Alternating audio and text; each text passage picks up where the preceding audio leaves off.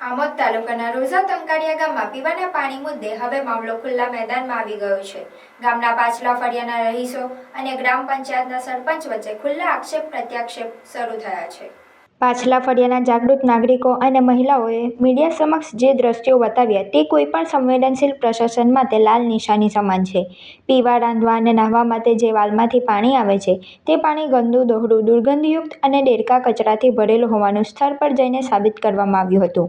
રોઝા તંકાડિયા ગામના સરપંચનું કહેવું છે કે અમારી પાસે કોઈ લેખિત રજૂઆત કરે તો જ અમે કામ કરીએ. મૌખિક રજૂઆતને અમે ધ્યાને લેતા નથી, તો પછી લેખિત રજૂઆત કરવામાં નથી આવી તો કામગીરી કેમ કરવામાં આવી રહી છે. બીજી બાજુ સામાન્ય નાગરિકોનું કહેવું છે કે ગામડાના લોકો મોટે ભાગે લેખિત રજૂઆત આપી નથી શકતા, કારણ કે તેમને આ બાબતે જનરલ નોલેજ નથી હોતું, જેથી તેઓ મૌખિક અને ટેલિફોનિક જાણ કરે છે. તો પછી સરપંચ કેમ લેખિત રજૂઆત માંગતા હશે? પરંતુ સૌથી ચોંકાવનારી બાબત એ છે કે સરપંચ દ્વારા ખુલ્લેઆમ દાવો કરવામાં આવી રહ્યો છે કે ફળિયાના લોકો જૂઠું બોલી રહ્યા છે. કોઈ વ્યક્તિ બોટલ લઈને આવ્યો નથી અને મારી પાસે કોઈ લેખિત રજૂઆત આવી નથી. પ્રશ્ન એ છે કે જો સરપંચ સાચા હતા તો પછી આજે તાત્કાલિક તે જે પીવાના પાણીની કુંડી કેમ તોડી નાખવામાં આવી? જો પાણી ખરેખર ચોખ્ખું અને પીવા યોગ્ય હતું તો કુંડી તોડવાની અને પાઇપલાઇનની તાત્કાલિક કામગીરી કરવાની ફરજ કેમ પડી?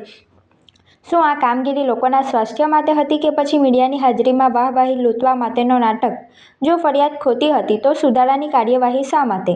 આ ઘટના એક મોટો સવાલ ઊભો કરે છે. શું ગ્રામ પંચાયત જનસ્વાસ્થ્યની ગંભીર સમસ્યાને દબાવવાનો પ્રયાસ કરી રહી છે કે પછી લોકો ઝેરી પાણી પીવા મજબૂર હતા અને હવે મામલો બહાર આવતા બચવાની રમત રમાઈ રહી છે?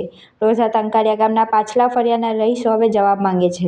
સાચું કોણ, જનતા કે સરપંચ? પ્રશાસન અને ઉચ્ચ અધિકારીઓએ હવે આંખ ખોલવી જ પડશે અને કોઈ અભણ વ્યક્તિથી કે થોડું ભણેલા વ્યક્તિથી લેખિત રજૂઆત ન થાય તો તેની મૌખિક રજૂઆતને માન્ય રાખીને કામગીરી કરે. ઓય કે પેલી કુંડી તોડી છે. કુંડી તોડી છે એટલે ગંધાતું પાણી આવે છે. હા, એ સરપંચ હાચા તો કુંડીમાં કા તોડી એવું કહો. કુંડી તોડી પછી પાણી આવ્યું નથી.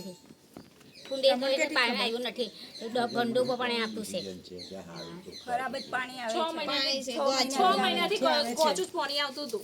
હા, અને સરપંચ એવું કે દોઢ પાણી આવે છે તમારે.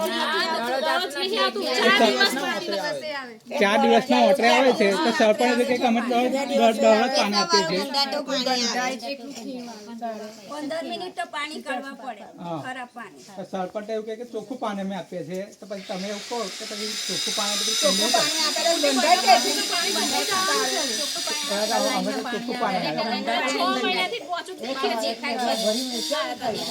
ખરેખર મારે એટલું જ કહેવું છે કે આક્ષેપો ખરેખર બહુ ખોટા છે. એની અંદર કોઈ તથ્ય નથી. એમાં આગળ જે 6 મહિના પહેલાં જે પ્રશ્ન ઊભો થયો હતો એમાં અમે 200 મીટરની લાઈન એક નાખી છે નવી, અને એના પછી કોઈ પ્રશ્ન ઇસ્યુ થયો જ નથી ઊભો. જે ખરાબ પાણી આવતું હતું તે બંધ થઈ ગયું હતું. અને અત્યારે પણ એ લોકોએ હું જે દિવસે ઘેર નહોતો તે દિવસે ફોન આવ્યો હતો મારા ઉપર, એટલે મીડિયાવાળા આવ્યા હતા. મીડિયાવાળાને એ લોકોએ બોલાવ્યા હતા. કોઈ અમને લેખિત કે એવી કોઈ રજૂઆત કરી નથી.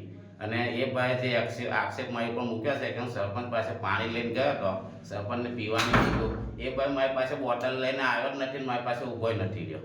મને કીધું નથી કે હું બોટલ મેં માગ્યો તે છતાં મને ના આપી. મને કે હું આગળ જાઉં છું મામલતદાર પાસે, તો મેં કીધું જા ભાઈ.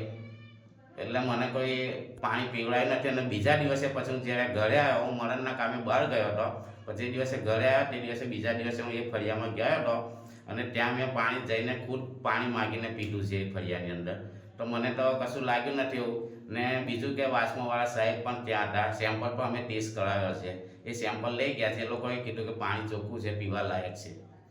અને હમણાં હાલમાં કામ પૂર્ણ થઈ ગયેલું છે લાઈનનું? હા, અત્યારે લાઈનનો જે વાલ હતો એ વાલ પણ અમે નાબૂદ કરી દીધો છે. જે જૂનો વાલ હતો એ અત્યારે નવો વાલ નાખી દીધો છે ત્યાં આગળ, અને પાણી પણ ચોખ્ખું આવે છે. હાય.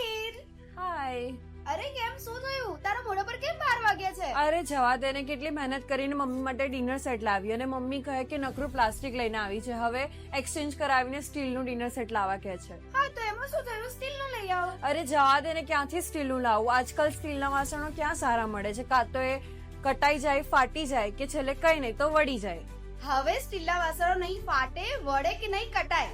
ભરૂચમાં સ્ટીલની કોઈ પણ વસ્તુ ખરીદવી હોય તો ભરોસો માત્ર એક જ સ્થળ, વર્ષોથી વિશ્વાસપાત્ર નર્મદા ઇન્ડસ્ટ્રીઝ. વાવ, આ તો બહુ હેવી અને સારી ક્વોલિટીનું સ્ટીલ લાગે છે.